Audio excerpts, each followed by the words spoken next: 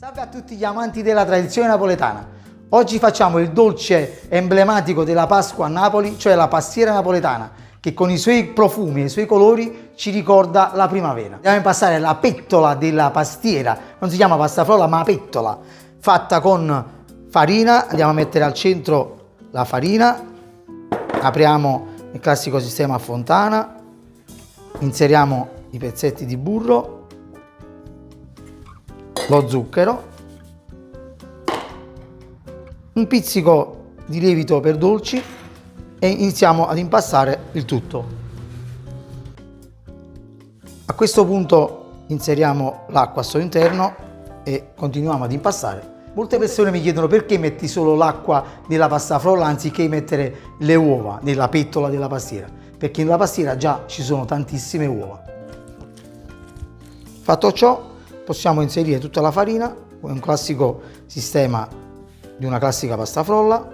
Amalgamato il tutto, diamo una piccola impastata in questo modo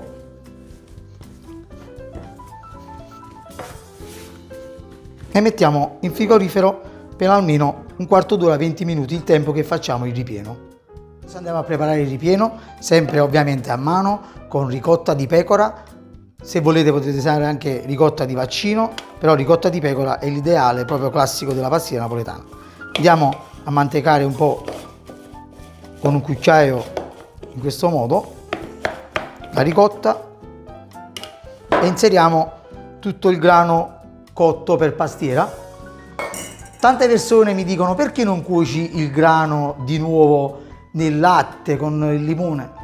Secondo me è inutile, è un passaggio inutile, perché il grano è cotto, cioè vicino al barattolo c'è scritto grano cotto. Se era crudo e lo dovete cuocere, allora potete fare questa operazione. Ma visto che adesso il gas non si può consumare, evitate questa operazione, ve lo garantisco. In questo modo mescoliamo grano e ricotta. Vedete, quando abbiamo ottenuto una crema abbastanza semplice da fare, perché basta che mescoliamo ricotta e grano, in questo modo possiamo aggiungere lo zucchero, eccolo, tutto insieme, tranquillamente.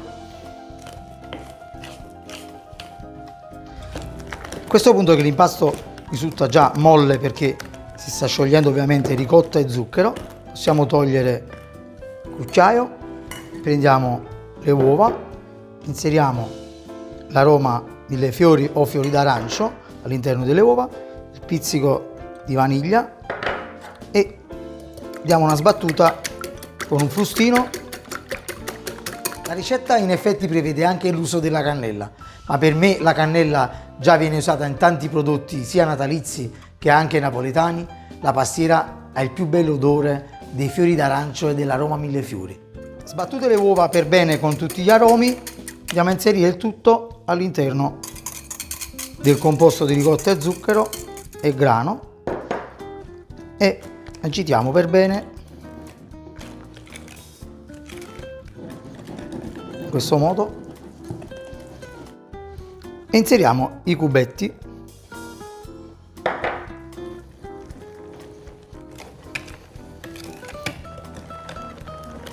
Nel tempo che abbiamo fatto il ripieno, la nostra pettola della pastiera si è raffreddata in frigorifero. Andiamo a fare una piccola lavorazione in questo modo per renderla più compatta.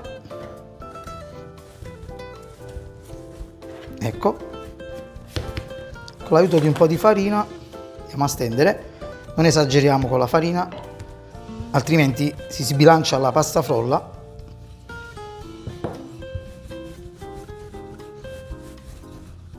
Arrivata alla stesura di 4 mm più o meno, massimo 4 mm e mezzo, con un ruoto da pastiera classico al nostro fianco, guardate che bella questa pettola fatta con l'acqua, senza uova.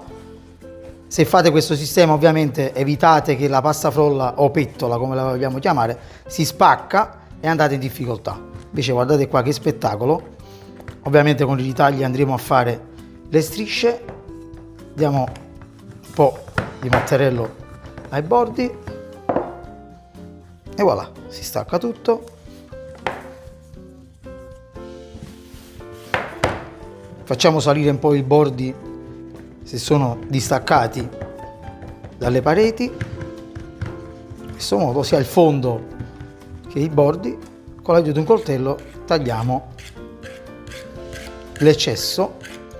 Con una forchetta ovviamente andiamo a bucare il fondo per una cottura più omogenea e sicura. Se non facciamo questa operazione rischiamo che il fondo non sia cotto bene, quindi sale sopra e rimane crudo. Fatto tutto il fondo della pasta frolla, andiamo a inserire il ripieno .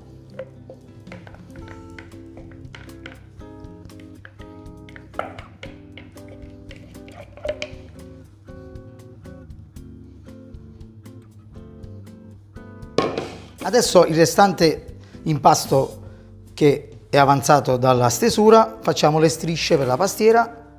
Mettiamo un po' di farina. Ovviamente prendiamo la lunghezza sempre della pastiera, in modo tale che siamo sicuri che le strisce sono la stessa misura della pastiera che abbiamo fatto. In questo modo, sempre alla misura di 4 mm e mezzo.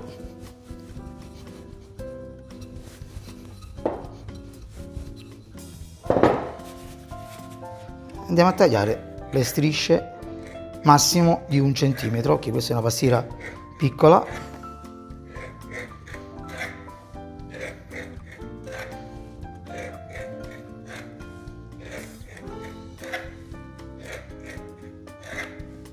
Mettiamo le classiche 7 strisce, 2 per ogni lato, ossia 4 sotto e 3 sopra.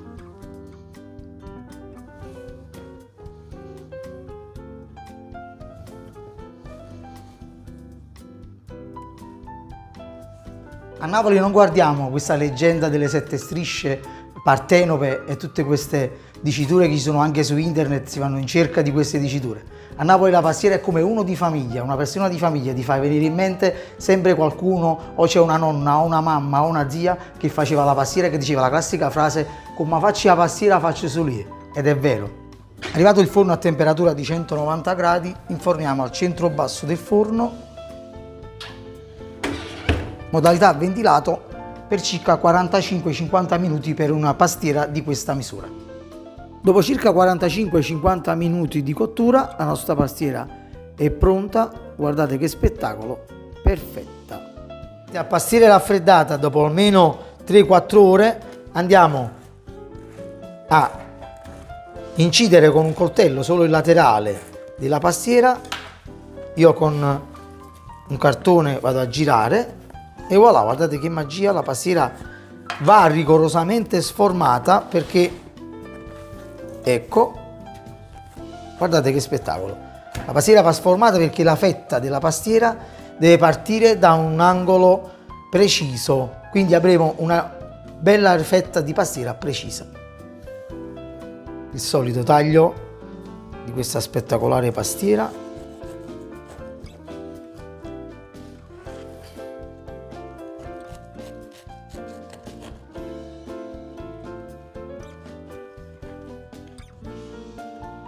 E voilà, guardate che spettacolo, bella umida. Ovviamente questa è dopo 2-3 ore di raffreddamento.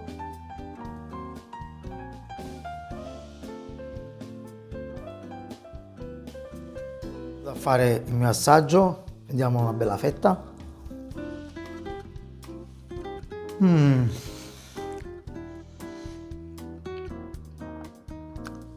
I profumi e gli aromi della primavera della pastiera napoletana, è l'unica al mondo con questo sapore.